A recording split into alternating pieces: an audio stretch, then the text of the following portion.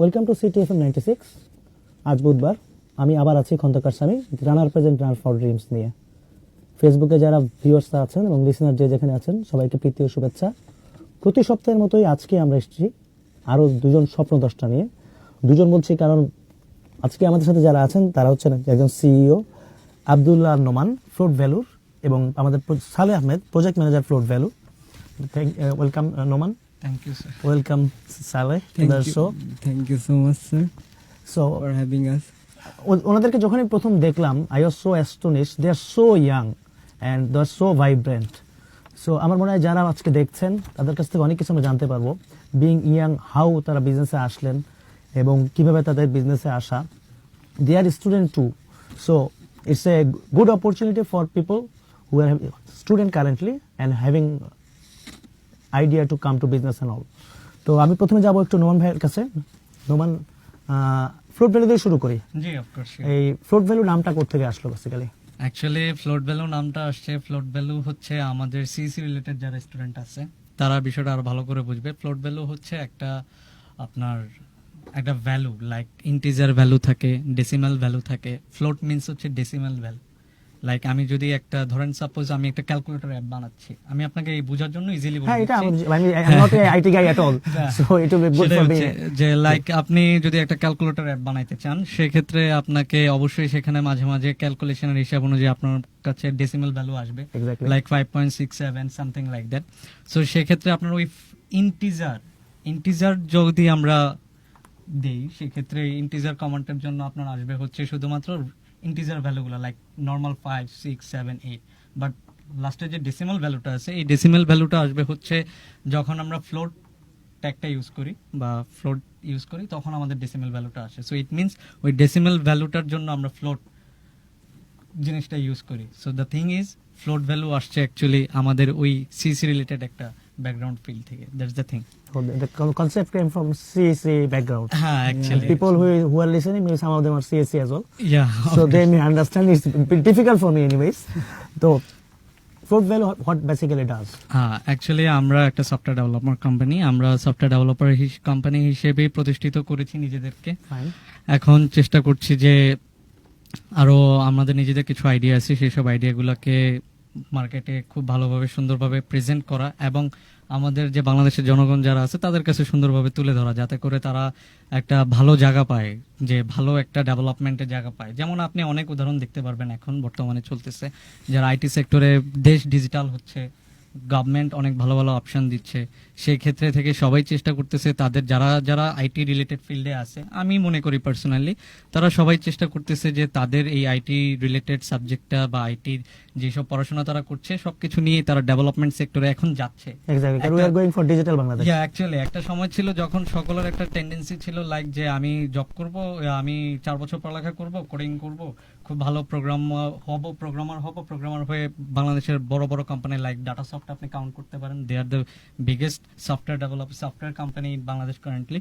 And একটা time ছিল যখন আমাদের টেন্ডেন্সিটা এরকম ছিল, বাট ডে বাই ডে যতই দেশ আগাচ্ছে এবং গভর্নমেন্ট আমাদেরকে ভালো ভালো অপশন দিচ্ছে, আমরা ওই জব টেন্ডেন্সিটা থেকে বের হয়ে এসে অ্যাকচুয়ালি আমরা চেষ্টা করছি নিজেরাও ডেভেলপ হওয়ার এবং নতুন কিছু আইডিয়া এনে সেটাকে ডেভেলপ করার, যাতে করে আমাদের পাশাপাশি আমাদের বর্তমান যা পরিবেশটাকেও যাতে ডেভেলপ করা যায়। That's the thing actually we are working for.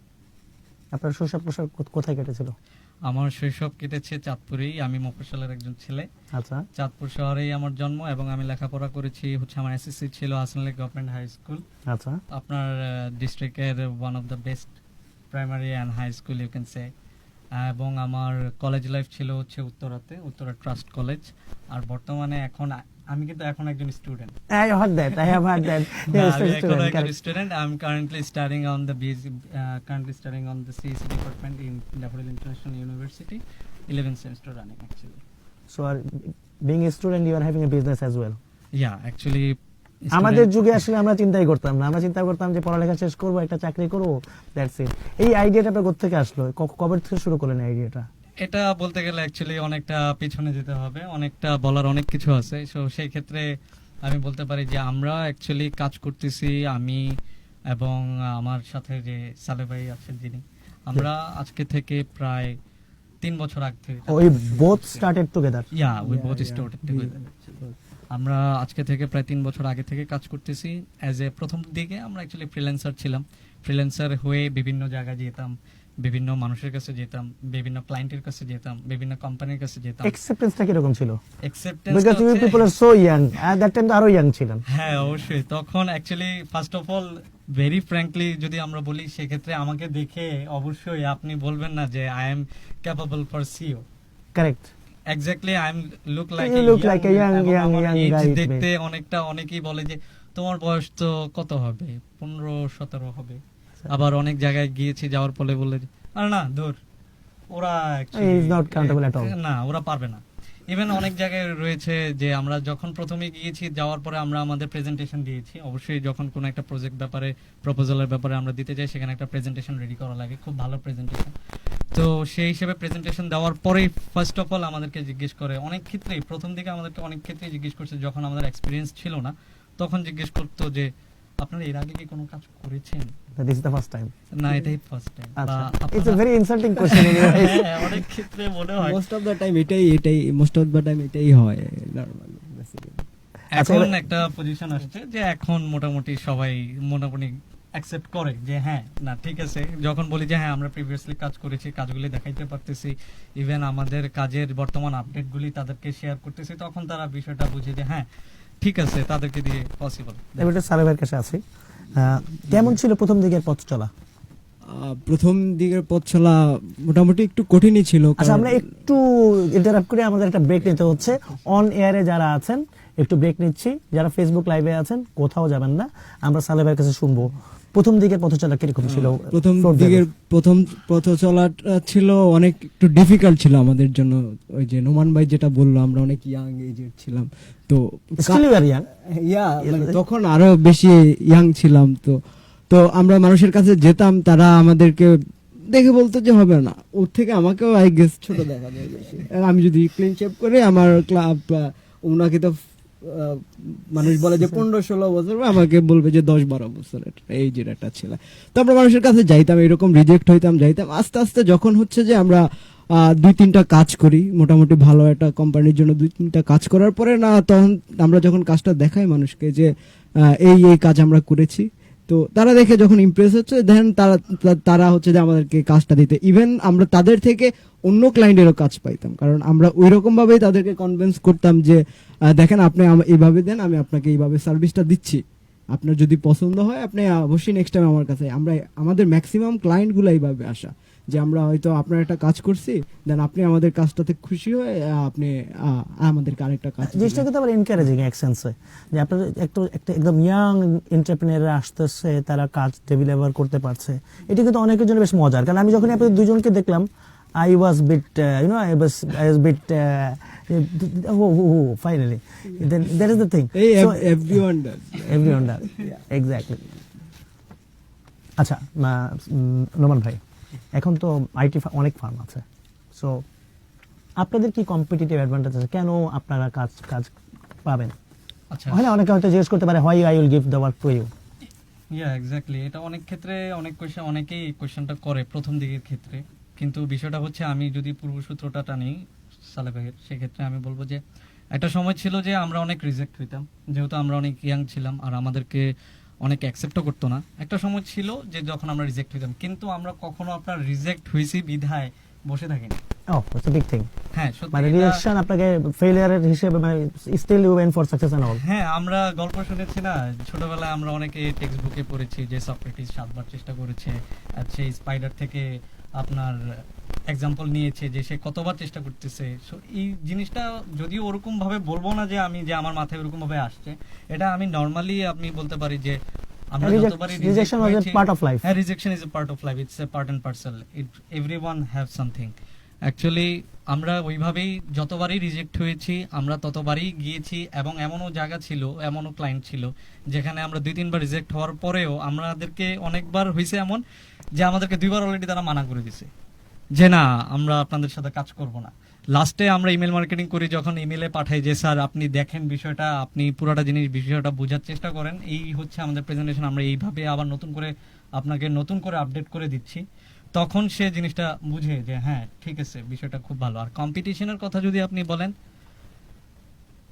সত্য কথা বলতে বর্তমানে বাংলাদেশে আইটি সেক্টরে আমি পার্সোনালি মনে করি আমার যে কোম্পানি এখন পর্যন্ত একটা ছোট পজিশনে আছে, তারপরও সেই ক্ষেত্রে আমি মনে করি যারা আমরা ছোট ছোট আইটি কোম্পানিগুলো আছি, আমাদের সবচেয়ে বেশি প্রয়োজন হচ্ছে কথার ভ্যালুটা রাখা, কমিটমেন্টটা রাখা। সেটা কিরকম, লাইক আমি আপনাকে একটা কাজের জন্য আপনি আমাকে টাইম দিলেন, হচ্ছে আপনি আমাকে জিজ্ঞেস করলেন যে নোমান ভাই এই কাজটা করতে কতদিন টাইম লাগবে, তো আমি আপনাকে কোনো স্টাডি করা ছাড়াই আমি আপনাকে বলে দিলাম যে 10 দিন 15 দিন লাগবে। কিন্তু সেক্ষেত্রে বিষয়টা হয়ে যায় যখন 10 দিন 15 দিন আসে, আপনি যখন আমাকে ডেলিভার করতে পারতেছি না, ডেলিভার করতে, এমন অনেক কোম্পানি আছে তারা কাজ নিয়ে বসে আছে, অ্যাকচুয়ালি ডেলিভার করতেছে না। সো সেই ক্ষেত্রে আমরা বলবো আমাদের কম্পিটিশন গুলো, এবং সালে ভাই যে বললো সেখানে কোনো ফিজিবিলিটি স্টাডি নাই, হ্যাঁ that is the problem, that's the problem. এবং সালে ভাই যেটা বললো যে আমাদের ম্যাক্সিমাম ক্লায়েন্ট গুলো একটা কোম্পানি থেকে আরেকটা, মানে ওনারাই আরেকজনকে সাজেস্ট করে দিয়েছে, ওনারাই আরেকজনকে সাজেস্ট করে দিয়েছে। আপনি কখন আপনি আমাকে সাজেস্ট করবেন? If you are good only then I refer to you another person. যখন আমি আপনাকে টাইমলি আপনার ডিমান্ড অনুযায়ী আপনাকে সার্ভিসটা দিতে পারবো, আপনাকে সেবাটা পারফেক্টলি দিতে পারবো, তখন আপনি আরেকজনকে সাজেস্ট করতে গিয়ে অবশ্যই চিন্তা করবেন যে হ্যাঁ দে আর গুড। দ্যাটস দ্য থিং, যে আমরা চেষ্টা করেছি সবসময়ই যাতে আমাদের যেসব ক্লায়েন্টগুলো আছে তাদেরকে খুব ভালোভাবে তাদের সাথে রেসপন্সে থাকা, তাদের সাথে কমিউনিকেট করা, এবং তাদেরকে টাইম মতো তাদের ডিমান্ড অনুযায়ী সার্ভিসটা ডেলিভার করা। এই জায়গাটা যদি আপনি ঠিক থাকেন, তাহলে শুরুটা যদিও করতেও আপনার একটু কষ্ট হতে পারে, প্রথমে দুই তিনটা কর্পোরেট ক্লায়েন্ট পেতে আপনার হয়তো বা কষ্ট হতে পারে, কিন্তু একটা নির্দিষ্ট মুহূর্তে যখন আপনি তাদের সাথে স্যাটিসফ্যাকশন অনুযায়ী কাজ করবেন এবং তাদেরকে তাদের ডিমান্ড অনুযায়ী টাইম টু টাইম ডেলিভারটা দিয়ে দিবেন, আপনি অটোমেটিকলি দেখবেন আপনার কম্পিটিশনটা অনেকটা জায়গায় কমে আসতেছে। আমি জাস্ট এটাই বলবো যে বাংলাদেশে এখন মানুষ আইটি সেক্টরটাকে বিশ্বাস করতে একটু ভয় পায়, কমিটমেন্টের জন্য ভয় পায়। এটা অনেক বড় একটা ইস্যু হয়ে দাঁড়াইছে, মানে আমার পার্সোনালি ওপিনিয়ন হচ্ছে এটা, আমি স্টাডি করে তোমার বলি না, কারণ based on your commitment people goes for live or all this thing. কেন কোম্পানির একটা কমিটমেন্ট থাকে যে এই জিনিসটা আমি এর মধ্যে শেষ করব। হ্যাঁ, এটা অ্যাকচুয়ালি এই সাজেশনটার পিছনে আমার একটা এক্সাম্পল আছে, আমি একটা গল্প বলতে পারি। সেটা হচ্ছে রিসেন্টলি, খুব রিসেন্ট, ভেরি রিসেন্ট, আমার এমন একটা ভুল হয়েছিল আমার দিক থেকে। আমি তো মানুষ, আমার তো ভুল হবেই। তো সেক্ষেত্রে আমার একটা সফটওয়্যার ডেভেলপমেন্টের ক্ষেত্রে একটা সফটওয়্যার ডেভেলপমেন্টের টাইমলাইন আমার কাছে জিজ্ঞেস করা হয় যে নোমান সাহেব এটা কতদিন টাইম লাগতে পারে আপনার ডেভেলপ করতে। তো আমি অ্যাকচুয়ালি কোনো স্টাডি করা ছাড়াই, এবং আমার যে সফটওয়্যার ডেভেলপার যারা আছেন তাদের সাথে কোনো ধরনের স্টাডি করা ছাড়াই অ্যাট দ্য প্রেজেন্ট আমাকে ভেরি মোমেন্টে কোয়েশ্চেনটা করেছিল। তো আমাকে ভেরি মোমেন্ট মানে 3-4-5 সেকেন্ড থাকে, আপনি জানেন, আপনি অবশ্যই জানবেন যে বিভিন্ন জায়গায় যখন আমরা ক্লায়েন্টের সাথে কথা বলতে চাই কাজ নেওয়ার জন্য বা কাজের ব্যাপারে, তখন তারা আমাকে যেসব কোয়েশ্চেনগুলি করে সেই সব কোয়েশ্চেনগুলির অ্যান্সার আমাকে অন দ্য স্পট আমাকে তাদেরকে দিতে হয়। হ্যাঁ, এবং তাদেরকে অন দ্য স্পট আপনাকে ম্যানেজ করতে হবে, তাদেরকে স্যাটিসফাই করতে হবে আপনার কথার মাধ্যমে, আপনার প্রেজেন্টেশনের মাধ্যমে, সবকিছুর মাধ্যমে। তো ওই প্লেসে দাঁড়ায় আমাকে যখন টাইমটা দিতে হয়, আমি ওই ইয়েতে ছিলাম না যে অ্যাকচুয়ালি এটার জন্য কতটুকু টাইম লাগতে পারে, যদিও এটা আমার জানার কথা। কিন্তু বিষয়টা হয়েছে যে ওই সফটওয়্যারের সাথে আরো অন্যান্য কিছু আনুষঙ্গিক জিনিস ছিল, তো ওই সবকিছু আনুষঙ্গিক জিনিস মিলিয়ে এটার একটা প্রপার টাইম যতটুকু ছিল, আমি ওই প্রপার টাইমটা বলতে পারিনি। আমি বলেছিলাম যে অ্যাপ্রক্সিমেটলি 25 ডেজ বলেছিলাম যে স্যার 25 দিনের মধ্যে হয়ে যাবে, কিন্তু ওটা আমি 25 দিনের মধ্যে করতে পারিনি। এবং শেষ পর্যন্ত আমি এটা করতে করতে আমার টাইম লেগেছিল হচ্ছে 1 মাস, around 2 month 1 মাস 15 দিন 20 দিনের মতো লেগেছে। তো একটা নির্দিষ্ট মুহূর্তে সেই ক্লায়েন্ট আমাকে বলতেছে যে নোমান সাহেব আমি আপনাকে একটা কথা বলি। তো বললাম জি স্যার অবশ্যই বলুন। আপনি যখন কাউকে একটা কমিটমেন্ট দিবেন, কমিটমেন্ট স্টাডি করে নেবেন, স্টাডি করে আপনি তারপর কমিটমেন্টটা দেন, মানে নিজের লাইফ থেকে এটা শিক্ষা, নিজের লাইফ থেকে। এটা সেজন্যই আমি বলতেছি যে commitment is a big thing. এখন বর্তমানে কমিটমেন্ট বড় একটা জিনিস। আপনি যত মানুষের সাথে কমিটমেন্ট দিয়ে তার সাথে সুন্দরভাবে থাকতে পারবেন, ইট মিনস আপনার জন্য তাকে নেক্সট টাইম আপনি যদি তাকে কোনো একটা প্রপোজালের জন্য রেডি করে মানে ম্যানেজ করতে চান বা তাকে চান যে আপনি তার সাথে কাজটা করবেন, সেক্ষেত্রে ওইটা আপনার জন্য খুব ইজিয়ার হয়ে পড়ে। সো কম্পিটিশনটা তখন একটু কমে যায়। আচ্ছা, that's the thing. Being a student you came to business, এই যে স্টুডেন্ট থেকে বিজনেস করলেন বা স্টুডেন্ট লাইফটা এটা কিরকম ছিল আপনার? আচ্ছা, আমার স্টুডেন্ট লাইফটা বলা যায় যে ভালো ছিল। আচ্ছা, আমি একটু ইন্টারাপ্ট করি, আমরা ছোট্ট একটা ব্রেকে যাচ্ছি। যারা অন এয়ারে আছেন কিন্তু ফেসবুকে যারা আছেন সাথে থাকবেন, কারণ we are going to have a very good heart touching story out here. It's not a heart touching story actually. It's happened, everyone. প্রত্যেকটা স্টুডেন্টের লাইফে হয়। বিষয়টা হচ্ছে আমার স্টুডেন্ট লাইফটা আমি বলবো যে সেটাতে ভালো সময় ছিল, সেটাতে খারাপ সময় ছিল, দুইটাই ছিল। তবে আমি এটাকে খারাপ সময় বলবো না, আমি এটা থেকে অনেক কিছু শিখছি, সত্য কথা বলতে গেলে। আমি আপনার পড়ালেখা করি, বললাম ছোটবেলার পড়ালেখা স্কুল, প্রাইমারি স্কুলের লেভেলের পড়ালেখা ছিল হাসানলী গভর্নমেন্ট হাই স্কুল। আর আমার পড়ালেখা ছিল এইচএসসি পড়ালেখা ছিল হচ্ছে ঢাকা ট্রাস্ট কলেজ থেকে, উত্তরা থেকে। আমি ভার্সিটিতে ভর্তি হই হচ্ছে 2015 সালের ফলে ড্যাফোডিল ইন্টারন্যাশনাল ইউনিভার্সিটিতে। সো আমার অ্যাকচুয়ালি ফ্যামিলি ইনকাম বা আমার ফ্যামিলি আর্নিংস খুব একটা ভালো ছিল না প্রথম দিকে। এখনো বলা যায় এখন একটা ভালো পজিশনে আছি, ওই সময়টাতে অ্যাকচুয়ালি আমার ফ্যামিলি আর্নিংস খুব একটা ভালো ছিল না। সো আমি ভর্তি হওয়ার পাশাপাশি সেখানে আমার 40% স্কলারশিপও ছিল, ড্যাফোডিলে একটা সুযোগ ছিল স্কলারশিপে। তো এই স্কলারশিপটা নিয়ে আমার অ্যারাউন্ড ভালো মোটা অঙ্কের একটা টাকা আমাকে প্রতি সেমিস্টারে জমা দিতে হতো। তো প্রথম একটা সেমিস্টারে ইভেন সত্য কথা বলতে গেলে আমার ভার্সিটিতে ভর্তি হওয়ার জন্য তখন যে অ্যামাউন্টটা প্রয়োজন ছিল, ভার্সিটিতে ভর্তি হওয়ার জন্য ওই অ্যামাউন্টটা আমার কাছে ছিল না। That's a very true thing. যারা আমার পরিচিত বা আমাকে যারা চিনে তারা এই বিষয়টা জানে।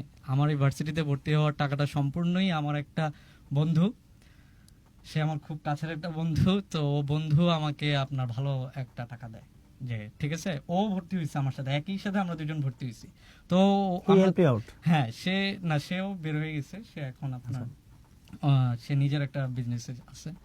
তো সে আপনার আমাকে বললো যে নোমান চিন্তা করিস না, আমি কালকে ভর্তি হচ্ছি, আম্মুর কাছ থেকে আমি কিছু টাকা নিয়ে নিচ্ছি তোর কথা বলে, দেন সমস্যা নেই, হয়ে যাবে, চল কালকে ঢাকা যাই। দেন আমি চাঁদপুরই ছিলাম তখন, চাঁদপুর থেকে এসে আমরা দুইজন একসাথে ভর্তি হলাম, ওর টাকা দিয়ে আমি ভর্তি হয়েছি। ইভেন ওই দিনই আমরা বাসা ঠিক করছি। ইভেন বাসা ঠিক করার জন্য যে আপনার বলা যায় অ্যাডভান্স দিতে হইতো, তাও আবার 2 মাসের ছিল। তখন 2 মাস আমার জন্য খুব টাফ ছিল। 2 মাসের অ্যাডভান্স 6,000 টাকাও আমার কাছে ছিল না। ওই 6,000 টাকার মধ্যেও একটা লিমিটেড পোর্শন আমার ওই বন্ধুটাই বলা যায় যে দিয়েছিল। সো একটা বিষয় হচ্ছে যে আমার এই বেড়ে ওঠার পেছনে বা আমার এই আজকের এই পজিশনটাতে আসার পেছনে অনেকগুলি মানুষের অবদান আছে। ইভেন আমার ফ্রেন্ড যারা, তাদের অবদান অনেক বেশি। তো এরপরে আমি ভার্সিটি স্টার্ট করি। ভার্সিটি স্টার্ট করার পরে প্রথম 2টা সেমিস্টার আমি খুব ভালোভাবে যাই, বাসা থেকে বহু কষ্টে যেভাবেই তারা পারছে ওইভাবে টাকাটুকু ম্যানেজ করে দিয়েছে। এরপরে আমার বন্ধু যারা ছিল তাদের কাছ থেকে আমি হাওলাত নিয়েছি যে আমার সেমিস্টারটা করতে হবে, আমার কিছু টাকা দে। দেন তারা অনেকেই আমাকে হেল্প করছে অন দ্যাট টাইম, এবং তাদেরকে ওই যে বললাম কমিটমেন্টের কথা, তাদেরকে আমি কমিটমেন্ট অনুযায়ী অনেককেই টাকা দিতে পেরেছি টাইম মতো, আবার অনেককে দিতে পারিনি। যার কাছে দিতে পারিনি তাকে গিয়ে বলছি যে ভাই আমার এই সমস্যাটা চলতেছে, আমি একটা নির্দিষ্ট টাইম শেষে দিয়ে দিব। এখন আপাতত সেটা একটু নেই। তো তারপরে হ্যাঁ, তো তারপরে আপনার যখন 2টা সেমিস্টার যাওয়ার পরে দেখলাম যে না, আমার তো ভার্সিটি কমপ্লিট করতে হবে, এটা একটা প্রেশার হয়ে যাচ্ছে আমার জন্য, আর পাশাপাশি আমার ফ্যামিলির পক্ষে ওটা অ্যাফোর্ডেবল না। সেক্ষেত্রে আমি চিন্তা করলাম যে আমার এখন টিউশনি করা উচিত। তো ওই টাইমটাতে অ্যাকচুয়ালি আমি প্রথম টিউশনিটা নিয়েছিলাম হচ্ছে টিউশন মিডিয়া থেকে। আপনি টিউশন মিডিয়া সম্পর্কে যদি জেনে থাকেন, যে টিউশন মিডিয়া একটা সেক্টর আছে, তারা স্টুডেন্টদেরকে টিউশন প্রোভাইড করে থাকে। সো টিউশন মিডিয়া থেকে প্রথম আমি 2,000 টাকার একটা টিউশনি নিয়েছিলাম। সেটা ছিল আপনার 50% মানে দিতে হয় প্রথমবারের 75%। ওকে, আচ্ছা। ঠিক আছে। I used to do also that time my days.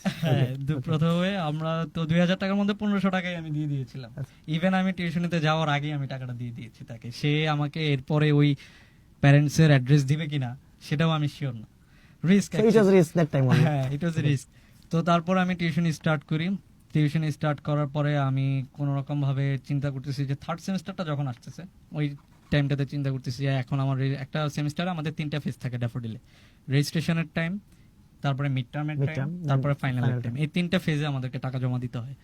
তো ওই টাইমটাতে এসে দেখলাম যে অ্যাকচুয়ালি আমাকে এখন রেজিস্ট্রেশনের টাইম টাকাটা দেওয়াও আমার জন্য খুব টাফ হয়ে যাচ্ছে, কারণ আমার কাছে এখন মাত্র 2,000 টাকার টিউশনি আছে, আর আমার বাসা ভাড়াই সেখানে হচ্ছে, বাসা ভাড়া আর খাওয়া দাওয়ার মিলে সবকিছু মিলে 5,000 টাকার মতো ব্যালেন্স থাকতো আমার প্রতি মাস। তখন আমি কি করবো? দেন ওই 1-2টা মাস এমনি মানে ফ্রেন্ডদের কাছ থেকে, বড় ভাইদের কাছ থেকে, আরো অনেক পার্সন আছে যাদের অবদানের কারণে অ্যাকচুয়ালি আমি আপনার পাশে এসে এখন কথা বলার মতো সুযোগ পাচ্ছি, তাদের কাছ থেকে হাওলাত নিয়ে আমি কোনো রকম ভাবে চলি। তো আমি আর থার্ড সেমিস্টারটা রেজিস্ট্রেশন করি। Third semester, fourth semester, fifth semester টানা 3টা সেমিস্টার আমি গ্যাপ দিই।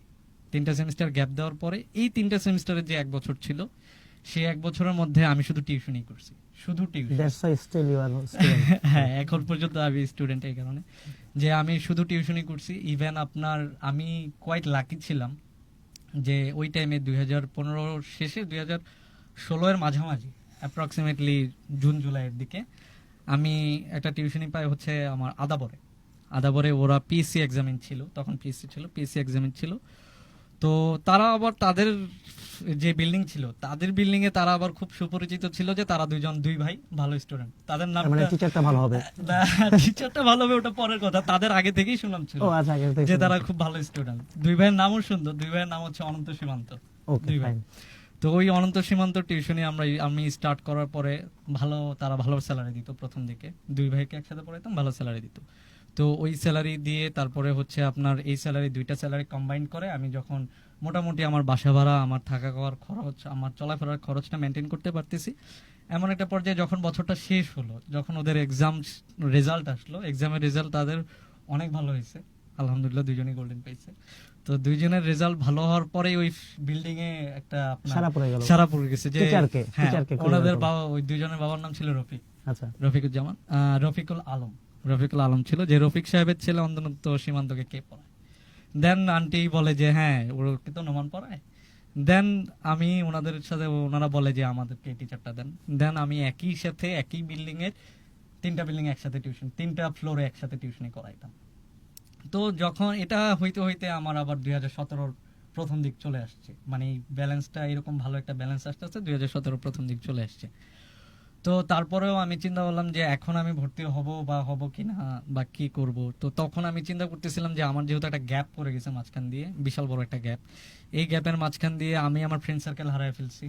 এখন আমাকে নতুন একটা ব্যাচের সাথে শুরু করতে হবে, আমি কিভাবে শুরু করব বা কি আসবে বিষয়। তো আমি প্রথম দিন রেজিস্ট্রেশন করার আগেই আমি আগে ক্লাসে গেলাম, ক্লাসে যেয়ে দেখলাম যে আমি কোন সেকশনটাতে রেজিস্ট্রেশনটা করব। তো ওই সেকশনটাতে রেজিস্ট্রেশন করবো, ওকে ফাইন। তো ওই ক্লাসের কয়েকটা ছেলের সাথে কথা বললাম, দেখলাম যে না সবাই ফ্রেন্ডলি এনভায়রনমেন্টে আর ফ্রেন্ডলি অ্যাটিটিউডে আছে। দেন সবার সাথে কথা বলে আমি রেজিস্ট্রেশন করলাম। আপনার প্রায় 3টে সেমিস্টার গ্যাপের পরে 1 বছর পরে আবার শুরু। হ্যাঁ, শুরু হওয়ার পরে আমি রেজিস্ট্রেশন করার পরে ক্লাস চলতেছে। ক্লাস করার পরে মিড টার্মের টাইম আসলো, মিড টার্মের টাইমে টাকা জমা দিলাম। ফাইনাল কি ফ্লোট ভ্যালুটা হয়ে গেল নাকি এর মধ্যে ফ্লোট ভ্যালু? না, ফ্লোট ভ্যালুটা হওয়ার পিছনে আরেকটু সময় ছিল, ওটার পিছনে আরেকটু সময় পরে আমরা করেছি। আমি যখন 3rd ইয়ারে উঠেছি তখন আমি ফ্লোট ভ্যালু কোম্পানিটা প্ল্যান অ্যাকচুয়ালি আমাদের 2জনের মাথায় তখন আসছে। না, আমরা তখন হচ্ছে যে কাজ করতাম ভাগ করে, একটা কাজ আসতো, জি। আমি হচ্ছে যে ডেভেলপিং সাইডটা করতাম, ও ডিজাইনিং সাইডটা করে দিত। তো ও হচ্ছে যে 40%, আমি হচ্ছে যে 70% বা 60% এভাবে ভাগ করে নিতাম। আচ্ছা, আচ্ছা। শেয়ার করে নিতাম। শেয়ার করে ব্যালেন্সের শেয়ারিং থাকে। হ্যাঁ, ব্যালেন্সের শেয়ারিং থাকতো। তো সো এইভাবে করে আর কি আপনার আস্তে আস্তে যখন দেখলাম যে অনেক কাজ আসতেছে, আমাদের পক্ষে সম্ভব হচ্ছে না 2জনের পক্ষে, পরে আমরা প্রথমেই ভাবতেছিলাম যে আমরা এমন কাউকে অ্যাসাইন করব যারা আমাদের মেন্টালিটির, যে আমাদের সাথে কাজ করতে পারবে খুব সুন্দরভাবে। মেন্টালিটিটা হচ্ছে যে এখানে ব্যাপার করে যে আপনি আমাদের ভিতরে কোনো রেসিজম থাকবে না যে এই জিনিসটা করলো, আমি এই জিনিসটা কেন করতে পারলাম, মানে ওনারশিপটা সবার মধ্যে থাকবে, সবার ভিতরে থাকবে। তো এরকম আলহামদুলিল্লাহ আমরা আরো 3জন মেম্বার পেয়ে গেলাম। পাওয়ার পর থেকে আস্তে আস্তে ছোট স্টেপ নিতে একটা সময় হচ্ছে যে যখন দেখলাম যে না আমাদের এইভাবে আর হচ্ছে না, আমাদের একটা অফিস দরকার, যে আমরা একটা অফিস হলে আমাদের বড় ক্লায়েন্ট ধরা যাবে। না, বড় ক্লায়েন্টের বিষয়টা তো ছিল, কর্পোরেট ক্লায়েন্টের বিষয়টা ছিল, কিন্তু তার মধ্যে একটা বিষয়, physical entity is very important. হ্যাঁ, তার মধ্যে আরেকটা বিষয় হচ্ছে আপনি যখন ফ্রিল্যান্সার হিসেবে একটা জায়গায় যাবেন, সেক্ষেত্রে আপনাকে আমি নিজেও যদি একটা ফ্রিল্যান্সারকে হায়ার করতে চাই কোনো একটা প্রজেক্টের আন্ডারে বা কোনো একটা কাজের জন্য, সেক্ষেত্রে আমি একটু ইনসিকিউরিটি ফিল করব। কেন ফিল করব? কারণ আমাদের মার্কেট সম্পর্কে আমরা সবাই মোটামুটি জানি। সেক্ষেত্রে টাকা পয়সা, কমিটমেন্ট, তাকে আবার নেক্সট টাইম পাওয়া, আমার কোনো একটা সফটওয়্যার রিলেটেড কোনো একটা ইস্যু, ওই ক্ষেত্রে তাকে পাওয়া, কন্টিনিউয়াস প্রসেস সাপোর্টের একটা ব্যাপার আছে। সেই ক্ষেত্রে ওই জায়গাটা থেকে আবার আমরা চিন্তা করলাম যে আমাদের নিজেদের একটা আইডিয়া আমরা ভেবেছি, যে আইডিয়াটাতে আমরা একটা কাজ করতেছি লাস্ট 8 মাস ধরে, যে চেষ্টা করতেছি ওই কাজটাকে ডেভেলপ করে সবার সামনে তুলে ধরা। তো ওইটার জন্যই আমরা মূলত একটা অফিস স্পেস দরকার ছিল, সেটা আমরা নেওয়ার চেষ্টা করেছি এবং আজকে একটা So আছে। life of Noman was not that much easy. It was very struggling, and finally now we are at peace. I can see at your face. হ্যাঁ, You have passed through all. একটা And সময় we are grateful to so many people. You told me. এখানে আপনি বললেন যে you are grateful to so many people. হ্যাঁ, আমি- এটা কিন্তু একটা বিশাল একটা ব্যাপার, এই যে গ্রেটফুলনেস টু পিপল, এটা অনেক সময় অনেকে ভুলে যায়। এই জিনিসটা যে আপনার মধ্যে আছে, এটা it's a very good thing. হ্যাঁ, এটা ভুলার মতো না। আমি অ্যাকচুয়ালি আরেকটা এক্সাম্পল শেয়ার করতে চাই, সেটা হচ্ছে 1 মিনিটে বলবো। সেটা হচ্ছে একটা সময় ছিল যখন আমি 3 ঘন্টা ঘুমাইতাম। ওহ, দ্যাটস ভেরি ট্রু। একটা সময় ছিল যখন আপনি B2B বিজনেস সম্বন্ধে, টেলিমার্কেটিং সম্বন্ধে তো আপনি অবশ্যই জানেন, জি। আমেরিকাতে ম্যাক্সিমাম ক্ষেত্রে টেলিমার্কেটিং জিনিসটা হয়। সো টেলিমার্কেটিং এর বাংলাদেশের ওনাদের ডে আর বাংলাদেশের টাইম হচ্ছে রাত 9টা থেকে সকাল 6টা। এক্স্যাক্টলি। সো আমি আপনার পান্থপথে জাপান টেলিকমিউনিকেশন নামে একটা কোম্পানি ছিল, তখন জাপান বিডি টেক ছিল না। সো ওই টেলিকমিউনিকেশন কোম্পানিটার কাজ ছিল যে তারা B2B টেলিমার্কেটিং এর মাধ্যমে, B2B বিজনেসের মাধ্যমে তারা ওইখানে আমেরিকান ক্লায়েন্টগুলির সাথে কথা বলে যে তারা কাজ নিয়ে আসতো আর কি। তো তারপরে সেখানে আমি রাত 9টা থেকে 6টা পর্যন্ত, ভোর 6টা পর্যন্ত। রাত 9টা থেকে ভোর 6টা পর্যন্ত ডিউটি দিতাম। তারপরে ওই মুহূর্তে আমি ড্যাফোডিল ইউনিভার্সিটিতে লাইব্রেরিতে, আপনারা জানেন কিনা আমার মনে হয়, আমি অন্যান্য ইউনিভার্সিটি সম্পর্কে জানি না, আমার মনে হয় ড্যাফোডিল ইউনিভার্সিটি এমন একটা ইউনিভার্সিটি যেখানে তারা তাদের স্টুডেন্টদেরকে পার্ট টাইম জব করার সুযোগ দেয়। আচ্ছা, অন্যান্য ইউনিভার্সিটি সম্পর্কে আমি আপনি জানি ওটাও না। করতেন? হ্যাঁ, ওইখানে আমি লাইব্রেরিতে স্টুডেন্ট অ্যাসোসিয়েট হিসেবে জব করার সুযোগ পেয়েছিলাম। ওইখানে যখন আমি ভাবছিলাম যে টিউশনিটা থেকে বের হয়ে আসার, টিউশনিটার সাথে পাশাপাশি এবং এখান থেকে যদি আমি বের হয়ে এসে কর্পোরেট কোন একটা সেক্টরে যাই, টিউশনিটা আমি করতে পারবো, এটা অনেকটা টাইম জুড়ে আমি এখনো টিউশনি করি। হ্যাঁ, ইউ সেড দ্যাট। হ্যাঁ, টিউশনিটা আমি করতে পারবো এনি টাইম, কিন্তু কর্পোরেটের এক্সপিরিয়েন্সটা আপনি তখন পাবেন যখন আপনি একটা জায়গায় নিজেকে নিয়ে প্রেজেন্ট করতে পারবেন এবং সেই জিনিসটা তুলে ধরবেন। That's the thing. সো তখন আমি আপনার 9টা থেকে 6টা পর্যন্ত ডিউটি দিতাম, দেন 8টা থেকে বিকাল 5টা পর্যন্ত ভার্সিটিতে ক্লাস থাকতো। ক্লাসের গ্যাপে গ্যাপে আপনার স্টুডেন্ট অ্যাসোসিয়েটের যে পার্ট টাইম জবটা ভার্সিটিতে, সেই জবটা করতাম। তারপরে আমি আবার সন্ধ্যা 7টা থেকে 8টা পর্যন্ত আপনার টিউশনি করতাম। ওহ, টিউশনি করে আবার আমি 9টার দিকে চলে যেতাম, শুধুমাত্র ঘুমাইতাম হচ্ছে ভোর 6টা থেকে সকাল 7টা পর্যন্ত, বা 8টা 9টা, মাঝে মাঝে 9টা পর্যন্ত ঘুমাইতাম। ঘুমাই তারপর আবার ভার্সিটি চলে যেতাম। আমি শিওর যে Depend আজকে করে। যারা দেখছেন বা শুনছেন, অনেকেই আপনার এই স্টোরি থেকে, আপনার এই নিজের স্টোরি থেকে ইন্সপায়ার হবেন।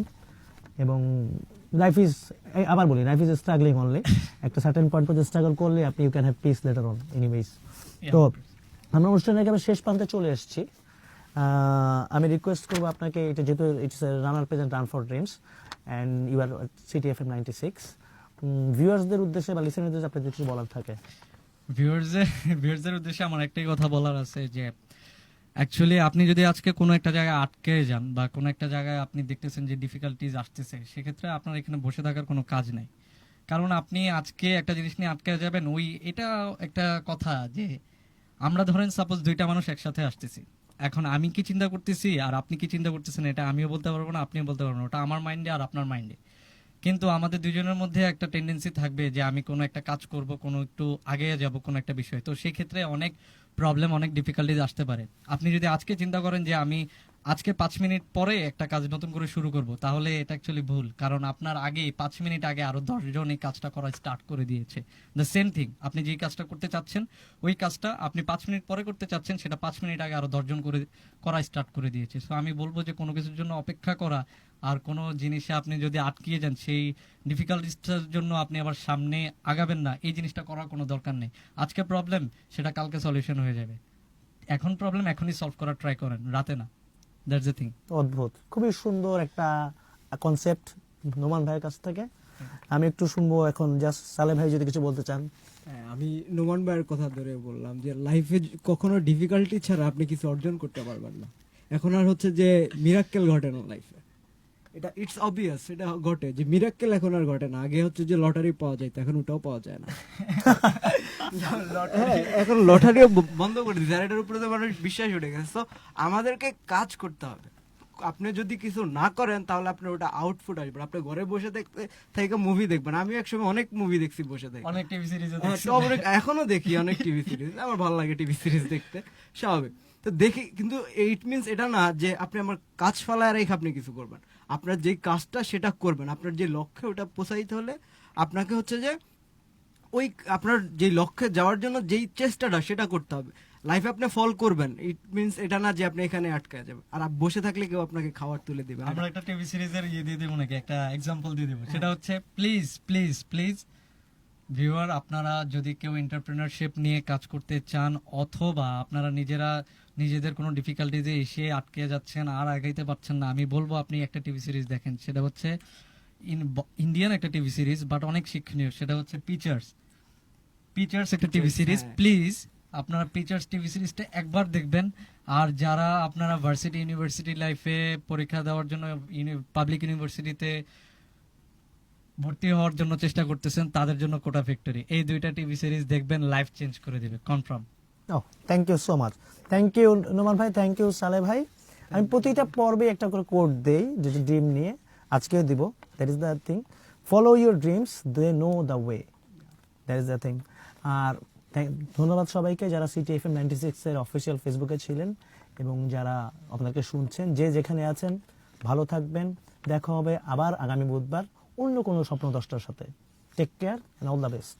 Thank you for having us. আর as we all know, it's Runner presents run for dreams, ছোট্ট একটা token gift. Thank you so much. Okay, thank you so much Runner. CDFM কে আমাদেরকে এরকম একটা সুযোগ দেওয়ার জন্য অসংখ্য ধন্যবাদ। থ্যাংক ইউ, ফ্লোট ভ্যালু থেকে ধন্যবাদ।